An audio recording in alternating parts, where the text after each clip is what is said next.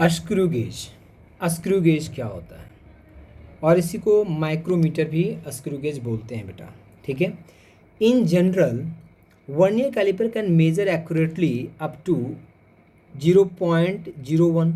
ठीक है, vernier caliper कहाँ तक मेजर कर सकता है? 0.01 सेंटीमीटर तक या 0.1 मिलीमीटर तक। And for greater accuracy micrometer screw devices as for example screw gauge spherometer are used. These consist of accurately cut screw. इसमें बेटा स्क्रू इस तरह से आपने देखा है ना, घर पे भी स्क्रू वगैरह होता है, कहीं पे हम नहीं स्क्रू वगैरह लगाते हैं। ठीक है, बहुत सारा घर में लगा रहता है स्क्रू वगैरह। ठीक है, तो उसी तरह के यहाँ पे देख रहे होंगे आप स्क्रू होता है बेटा। तो these consist of accurately cut screw which can be moved in a closely fitting fixed nut by turning it axially. ये एक्सियली मूव करता है बेटा, इस डायरेक्शन में हम मूव करा सकते हैं, इसको बैक डायरेक्शन में हम मूव करा सकते हैं। मतलब यहाँ पे जो होता है बेटा, जो ऑब्जेक्ट होता है उसको हम होल्ड करते हैं। ठीक है, यहाँ पे बीच में स्क्रू को आगे पीछे करा के यहाँ पे ऑब्जेक्ट को हम होल्ड करवाते हैं। ठीक है। The instrument is provided with 2 scales. Instrument में 2 स्केल होते हैं। देखो आपको दिख रहा है, आपको यहाँ पे नहीं दिख रहा होगा बेटा, ये मेन स्केल होता है, इस पे यहाँ से स्टार्ट होता है रीडिंग, ये 0 होता है, 1 2 3 4 5 6 7 8 9 10, फिर ये 1 सेंटीमीटर होता है, फिर 1 2 3 4 8 2.5 सेंटीमीटर के करीब यहाँ पे मेन स्केल होता है बेटा यहाँ पे। ठीक है, तो यहाँ पे मेन स्केल होता है, ये जो ये लेंथ होता है यहाँ पे मेन स्केल होता है, और यहाँ पे आपको दिख रहा होगा एक सर्कुलर स्केल। ठीक है, सर्कुलर स्केल भी होता है, मतलब ये आपको सर्कुलर पार्ट में या सर्कुलर भी रोटेट करता है बेटा, मूव करता है ये। ठीक है, तो 2 स्केल होता है। द मेन स्केल और pitch scale graduated along the axis of the screw. ठीक है, ये जो मेन स्केल होता है ये देखो ऐसे होता है, इसी बोल रहा है कि एक्सिस ऑफ द स्क्रू जो होता है उसके अलॉन्ग होता है। ठीक है, द कैप स्केल और head scale each around the edge of the screw. यहाँ पे ये सर्कुलर स्केल होता है। तो 2 स्केल हो गए, एक सर्कुलर स्केल इसको बोलते हैं और इसको मेन स्केल बोलते हैं। सर्कुलर स्केल जो होता है बेटा, नंबर ऑफ डिवीजन जो होता है उस पर 100 होता है। ठीक है, नाउ इसके बाद है पिच क्या होता है। अब देखो इसमें जो चीज़ें लिखी हुई है इस पर मत जाओ। ठीक है, मैं आपको अब समझा रहा हूँ, ये जो लिखा हुआ है ना यहाँ पे पिच और लिस्ट काउंट जो बताया बेटा, इससे आप कंफ्यूज करोगे। ठीक है, मैं जो बता रहा हूँ सीधे सीधे सुनिए। देखो स्क्रू गेज तो ऐसा ही होता है। ठीक है, ये तो कंफर्म हो गया, स्क्रू गेज ऐसा होता है। अब इस पे क्या होता है बेटा कि जैसे एक मेन स्केल हो गया, तो ये मेन स्केल होता है, इसी को मैंने यहाँ पे बना दिया मेन स्केल। ठीक है, इस पे रीडिंग होता है बेटा, यहाँ पे लेट कि यहाँ से 0 से स्टार्ट हुआ तो 0 हो गया, 1 2 3 4 5 6 7 8 9 10, तो ये हो गया 1 सेंटीमीटर। फिर ये हो गया 1 2 3 4 5 6 7 8 9 10, फिर यहाँ पे बेटा 2 सेंटीमीटर हो गया। इसी तरह से यहाँ पे होता है। अब यहाँ पे एक सर्कुलर स्केल होता है बेटा। ठीक है, इस पे 100 डिविजन्स होते हैं। इस पे कितने डिविजन्स होते हैं? 100 डिविजन्स। ठीक है, इस पे 100 डिविजन्स होते हैं। और ये जो दिख रहा है यहाँ पे जैसे दिख रहा, और ये इसको हम क्या करते हैं, रोटेट करा सकते हैं। इस मेन स्केल पे ये क्या करता रहता है, घूमता रहता है बेटा।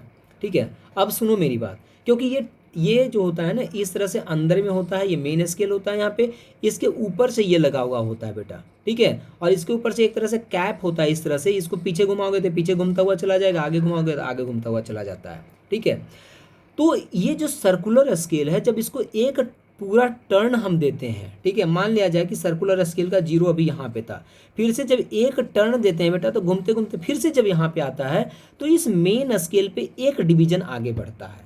और मेन स्केल का जो एक डिवीजन होता है वो 1 मिलीमीटर है बेटा। जो मेन स्केल पे जो एक डिवीजन की वैल्यू है वो 1 मिलीमीटर है। मतलब सर्कुलर स्केल को जब एक सर्कुलर टर्न दिलवाते हैं तो एक डिवीजन आगे बढ़ता है मेन स्केल पे, और एक डिवीजन की वैल्यू होती है वो 1 मिलीमीटर होती है बेटा। And this is known as a pitch. जब सर्कुलर जो स्केल है उसको एक चक्कर जब लगवाते हैं बेटा, सर्कुलर पोर्शन एक सर्कुलर में एक चक्कर जब लगाते हैं, तो जितना डिस्प्लेसमेंट होता है लिनियरली, जितना डिस्प्लेसमेंट मेन स्केल पे होता है, this is known as a pitch. तो पिच इजकल टू हो गया 1 millimetre. And least count of the screw gauge equal to होता है बेटा pitch upon number of division on circular scale. और बेटा पिच हो गया 1 मिलीमीटर, और number of division on circular scale होता है, जितने भी हमारे पास इंस्ट्रूमेंट है बेटा सब पे 100 ही होता है, कहीं कहीं 50 भी होता है, 50 वाला हम कंसीडर अभी नहीं कर रहे हैं, हम सिर्फ 100 वाला लेंगे बेटा। तो फार्मूला सिर्फ ये आपको याद रखना है कि least count of a screw gauge equal to pitch upon number of division on circular scale. तो पिच हो गया 1 millimetre, number of division on circular scale हो गया 100, so least count equal to हो गया बेटा 0.01 मिलीमीटर। अगर सेंटीमीटर में करें तो 0.001 centimetre. This is the least count of screw gauge. इसकी मत पढ़ना बेटा, इसमें जो लिखा हुआ है उसको आप रहने दीजिए, ठीक है। तो मतलब फिर से मैं इसको एक बार फिर से बता रहा हूँ यहाँ पे कि जो लिस्ट काउंट हो गया स्क्रू गेज का, this is very very important. जैसे इंपॉर्टेंट था बेटा वर्नियर कैलिपर का, वैसे ही ये भी इंपॉर्टेंट है, ठीक है। तो यहाँ से मैं सीधे सीधे आपको अब याद रखना है कि लिस्ट काउंट इक्वल टू होता है pitch upon number of division on circular scale. अब बेटा पिच इक्वल टू हो गया 1 मिलीमीटर और number of division on circular scale 100 होता है, so this is equal to 0.01 millimetre. Centimetre में कन्वर्ट करेंगे तो 0.001 centimetre. This is the least count of screw gauge, ठीक है। अब यहाँ पे भी देखो हमने इसको बना रखा है स्क्रू गेज को, यहाँ पे ये सारा दिखा रखा है। अब इसमें रीडिंग कैसे लेनी है, ठीक है। जो स्क्रू गेज होता है उसमें रीडिंग हम कैसे कंसिडर करते हैं, तो एक्चुअली बेटा यहाँ पे भी main scale reading plus circular scale reading होता है यहाँ पे, ठीक है। अब जैसे मान लिया जाए कोई ऑब्जेक्ट को यहाँ पे जैसे ये ले लिया, होल्ड कर लिया, कोई ऑब्जेक्ट है, इसकी थिकनेस ये निकाल रहा था, ठीक है। तो जब होल्ड कर लिया यहाँ पे, ठीक है, इसको थोड़ा जूम करता हूँ, देखिए कुछ दिख रहा है तो आपको और अच्छा होगा, ठीक है। लगे दिख नहीं रहा है इसमें, समझिए पहले बात को क्या होगा। जो अगर बेटा जैसे अगर यहाँ पे ये इसको होल्ड किया, ठीक है, मेन स्केल पे 0 रीडिंग आ गया, तो यहाँ पे भी ऐसे ही होता है। टोटल रीडिंग इक्वल टू यहाँ पे भी होता है बेटा, देखो टोटल रीडिंग इक्वल टू यहाँ पे लिखा होगा, हाँ देखो थिकनेस ऑफ द ऑब्जेक्ट मतलब reading of the screw gauge equal to होता है main scale reading plus circular scale reading into least count होता है बेटा, ठीक है। तो जो सर्कुलर स्केल होता है, जैसे ये हो गया तुम्हारा मेन स्केल, ठीक है, और ये सर्कुलर स्केल, तो सर्कुलर पे भी 0 0, तो यहाँ पे जो 0 होता है बेटा, जो मेन स्केल का 0 होता है यहाँ पे, उससे अगर कॉन्साइड कर गया सर्कुलर का 0 तो अब यहाँ पे एरर नहीं होता है। अब कोई ऑब्जेक्ट को जब होल्ड करते हैं यहाँ पे, तो ये तो पीछे जाएगा, ये इंस्ट्रूमेंट जो है ये वाला जो पोर्शन है ये तो पीछे जाएगा, तो पीछे जाएगा तो बेटा जो मेन स्केल पे जितना पीछे चला गया, अगर मेन स्केल पे मान लीजिए सर्कुलर यहाँ पे आकर के रुक गया है, सर्कुलर यहाँ पे आकर के रुका, और सर्कुलर का फिफ्थ सर्कुलर का मान लिया जाए कि 30th डिवीजन यहाँ पे आ गया है, इस लीनियर के सामने आ गया है, तो आपका रीडिंग कितना हो गया, मेन स्केल पे 0 हो गया plus 30 into least count equal to कितना हो गया 0.01